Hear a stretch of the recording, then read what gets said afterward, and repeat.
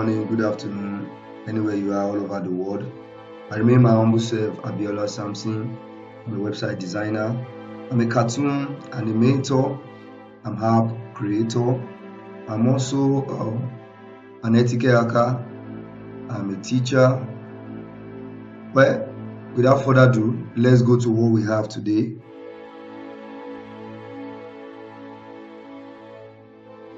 Throughout this series, I will be the one that will be taking you, privileged to be your instructor and your coordinator. So now, app creation. Before we dive into app creation, I must let you know that app creation is one of the most lucrative work all over the world right now, because everything we are doing right now, we make use of app. We use app on our phones, we use apps on our laptop, we use apps even to track our cars. And the funny thing about it is that, these days everybody is smarted with a smartphone, and the repercussion is your smartphone is like an empty building without an app. Everything you are going to do with your smartphone is useless if you don't have an app. You discover that the least work, or let me say the major work your phone used to perform is to make a call. And if you check the window of your phone, you will discover that even to make a call, your phone requires an app. Did you get what I just said? Even to make a call, your phone requires an app. If you check your phone, you will discover that on the window of your phone, there's an app called Message, some called Messenger. So that is to say, to even send an SMS, your phone requires an app. So let's not talk. If you want to not talk about some other critical apps on your phone, like your Google Play, like your MS Word this day, like your music player, different apps on your phone. You see, so in this dispensation, every company required to have an app, and that's why before we dabble into this, I teach you website, because in app creation you also need the knowledge of website, because every company these days, when you have a website, definitely you can degenerate your app from your website. And most time the code language we use in app creation is still the same thing, commensurate with integration in Notepad. And that is to say, the three major languages we use in creating app is we make use of our HTML, make use of our CSS, make use of our JavaScript, make use of our HTML, make use of our CSS, and also make use of our JavaScript. Okay, so now quickly, let's just dabble into app creation. The word app. So quickly, let's dabble into app creation. Let's dabble into app creation. Basically, without wasting our time, the word application. Application can be defined as a set of well-packaged instruction and languages. A set of well-packaged instruction and languages. I repeat again. Application can be defined as a set of well-packaged instruction and languages. A set of well-packaged instruction and languages that perform specific tasks. A set of well-packaged instruction and languages that perform a specific task, and it can be installed on a window.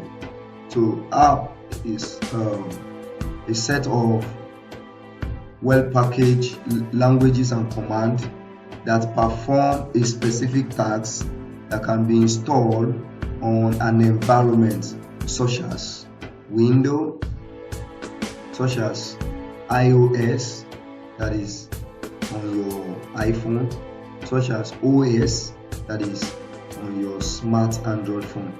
So there are a set of web-packaged commands, languages that perform a specific task that can be installed on our environment, such as Windows on the system, such as iOS on the iPhone, such as OS on our Android phone, and such as Linux and what have you.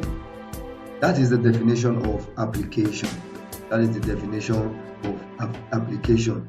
So I wanted to just briefly tag that one as Series 1, Unit 1. So we have defined what is application. Series 1, Unit Series 1 Unit 1. Now let's go to Series 1 Unit 2, the origin of application. Series 1 Unit 2, the origin of application. Series 1 Unit 2, where the contents of application appear in the scene of technology when there is diversity, or when the millets of diversity come to be in the world of technology.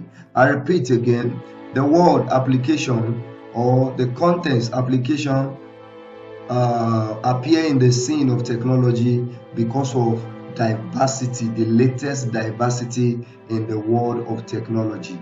Now, most people believe that there was nothing like functionable application until when there is functionable responsive website.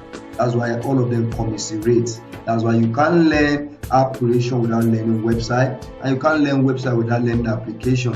That's why you cannot learn ethical hacking as well without learning both website and app creation, because what you'll be hacking as an hacker is you'll be hacking apps, beg your pardon, you'll be hacking different applications, and you'll be hacking websites. So that's why all of them, they are interwoven meals. So you see, the world of technology, or let's say the world of this generation, believe that a word application appear in the scene because there is latest version, latest responsive, latest well-to-do website. So based on the origin of application, divide website into 3 categories. Origin of application divide website into 3 categories. That is to say, based on the knowledge of application, website can be defined into 3. That is to say, every website that can be repackaged into application can be split into 3. We have H1, we have H2, and we have H3. I repeat again. We have H1, we have H2, and we have H3. So I say we have what? H1, H2, and H3. So these are 3 different categories or types of website according to the word of types of website according to what? The word of application. So H1 is defined as the H1 simply means static website. H1 simply means static website. H1 means static website. H1 means static website. H1 means static website. That is a website that you can only go there to read information. A website that you can just go there to read information. A website that you can just go there to read information. Example is blogs. Example is blogs. Example is the old version of Google Blogs. Old version of what? Google Blogs. Old version of Google Blog. Old version of Google is known as H1. But H2 simply means responsive site. Responsive sites. Responsive sites. H2 simply means what? Responsive sites. Responsive sites, like the kind of website whereby you can fill a form, you can submit a form, you can log in, you can log out. Fill a form, submit form, you can log in. So any website that has data backup, that has database backup, is known as H2. Any website that has database backup is known as H2.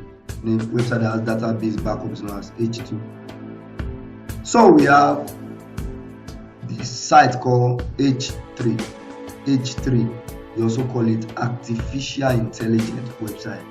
Artificial intelligent website. Artificial intelligent website. Artificial intelligent website. artificial. So H3 is known as artificial intelligence website. This is a website that you can just go in, you can dabble into to do more professional work, like website like Facebook, website that you can go there, you can create form, you can chat, you can interact, you can air your opinion, you can digest other opinion. So you can air your opinion, you can digest other opinion, you have your own column, you can do what you want. Like you can engage. So any website you have maximum engage is called H3. Any website you have maximum engagement is called H3. Any website that you have maximum engagement is called H3. So now let's go to series 2.